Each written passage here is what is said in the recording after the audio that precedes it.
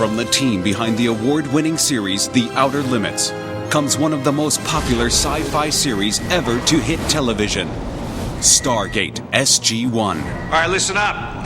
We're a little pressed for time here, so this is going to have to serve as your mission briefing. This is search and rescue. Inspired by the blockbuster motion picture, executive producers Brad Wright and Jonathan Glasner were determined to turn Stargate into a hit television show. We both knew that MGM had Stargate in their library, and neither of us, without talking to each other, neither of us talked to each other about this. We each went to the president of MGM and said, you know, you have this thing called Stargate that would make a great TV series, and it couldn't have worked out better. We wrote the 2 hour together, and neither of us usually write with a partner, but it worked out very well. Once Richard Dean Anderson signed on to play Colonel Jack O'Neill, the producers needed to cast a strong ensemble of actors to ensure the series' success. We narrowed it down from looking at probably a couple thousand people on tape, down to probably 25 people, all of whom we flew to Los Angeles and did screen tests with, and came up with what I think is a great cast. Glad you made it, SG-1. Where's the fanfare, General? We did kind of save the planet, sir. Again? To launch the series, Brad and Jonathan co-wrote a spectacular 2-hour episode that takes off where the film ended. Daniel Jackson is alive and living with the people on Abydos. You violated direct orders. Why? Because the people of Abydos are no threat to us. They deserve to be left alone. That's not up to you. We go back to Abydos to find Daniel Jackson because the gate on Earth has opened and has sparked a whole new desire to activate the program. Jack, I think that this is a map of a vast network of Stargates that are all over the galaxy. We find out, in fact, that the gate goes many other places.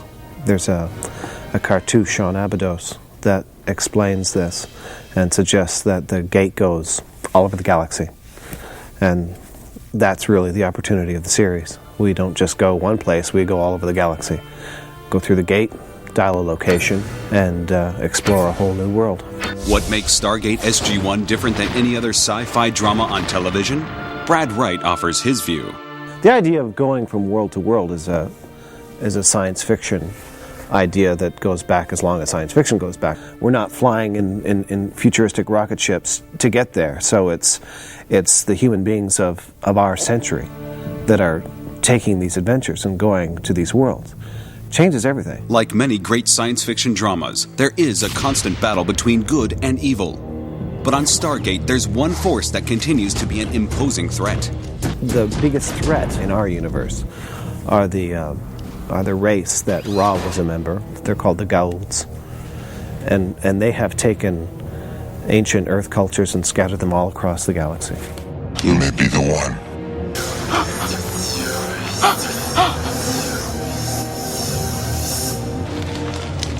And then we came up with the idea of a Jaffa, which is a human who has been basically created in order to carry the larval form of the Goa'uld in their most vulnerable state. I am a Jaffa, bred to serve that they may live.